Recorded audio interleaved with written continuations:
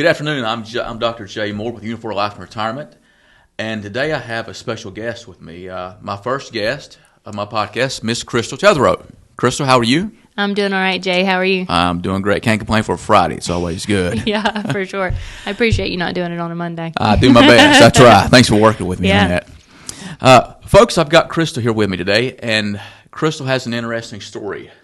She is a native of Hickory, North Carolina, and part of my story is going to be discussing her mother that had cancer, and then Krystal's going to go in with her situation as well that she's had. Interesting story. It's very interesting. I think it's an eye opener for a lot of us. And Krystal, without further ado, if we could go into your mother's story, I think it'd be great. Yeah, sure. Again, thanks for having me. You're welcome. Thank you. Let's see. Where do we start? So in 2000 and I can't even remember what year it was now. What are we, 23? So far, yes. Yeah, okay. So when I was 29, we'll say that, my mother was diagnosed with triple-negative breast cancer, which is one of the more aggressive forms to be diagnosed with. And she was 53 when she was diagnosed. And then within a year of her being diagnosed, she went to her yearly follow-up and her CAT scan, and we found that it had already spread to her lungs. And at that point, it was metastatic, and the type of cancer that it was, and the fact that my mom chose to no longer do any type of treatment, we knew that she was terminal. My mom's younger sister, who is 9 years younger than her, was also diagnosed with breast cancer within that same year, and the same type of breast cancer. So they both got tested to see if they had it's BRCA, the BRCA gene, which puts you at a super high risk of having breast cancer. It's 97% chance for breast cancer and about a 42% chance at ovarian cancer. They both tested positive. And that being said, there's a 50-50 chance that you pass it on to your children. So while my mom was sick, I did not get tested. She wanted me to get tested. And it's not something I wanted to add on. I had a 2-year-old and a 4-year-old, both girls, working full time. And then taking care of my mom, it wasn't something that I was mentally prepared to deal with at the moment, right? Right. So less than 2 years, it was in December 5th, my mom passed away. It would have been 2 years from her diagnosis in March the following year. And she was 50, almost 55, or 55, yeah.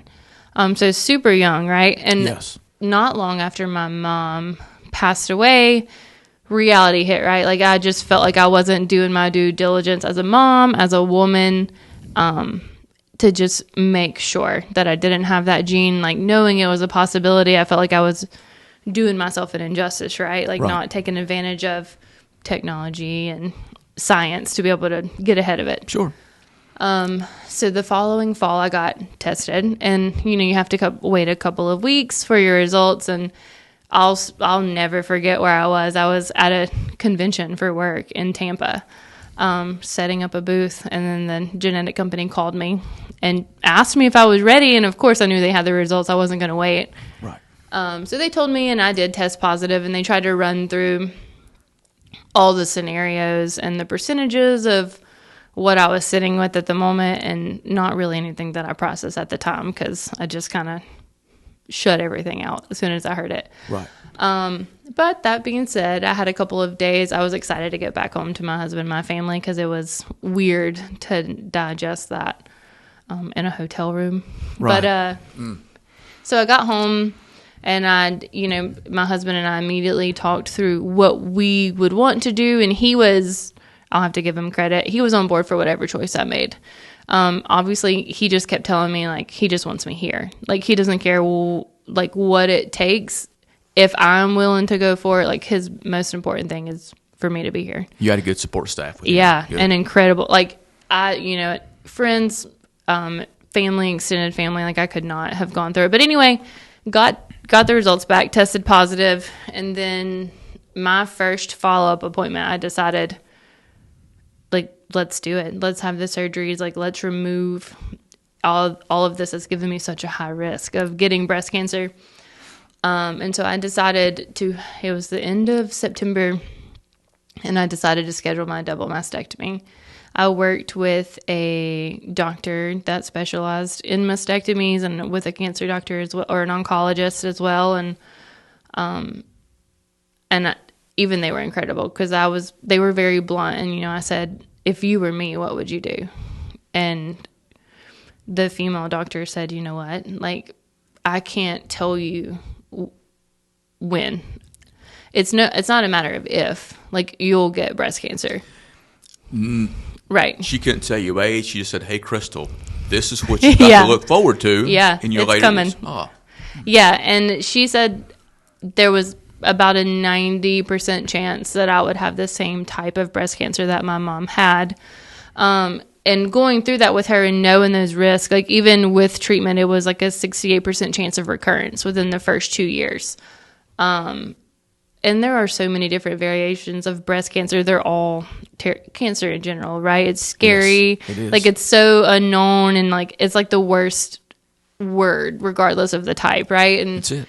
But being a little bit knowledgeable in it, I just knew, being 30 years old and knowing that I had just went through my mom passing away and having to process that, and even now at 34, knowing how much I really, I need my mom all the time, right? And there's so many things, God, I wish I could tell her.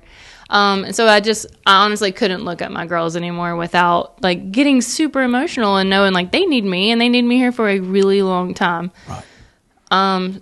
Not that I can control everything else, right? But I knew in that moment I could control that. So I just decided, that was the best choice for me, for my family. And so January 10th, so as soon as I got the first one on the books. She's like, well, I'm going on vacation the last couple of weeks of January. I was like, let's do it before. So I did it. I had the double mastectomy, and I went through all the process of getting ready for the reconstructive surgery. We won't go into it, but there's steps that have to be taken just to prepare your body for that. And then had the reconstructive surgery in May. Right in the height of COVID. I got to do it alone.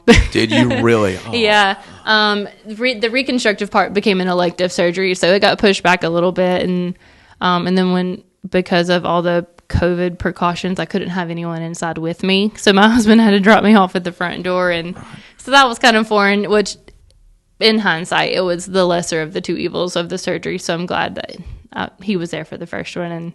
And I survived. I made it through the second one. Here we are.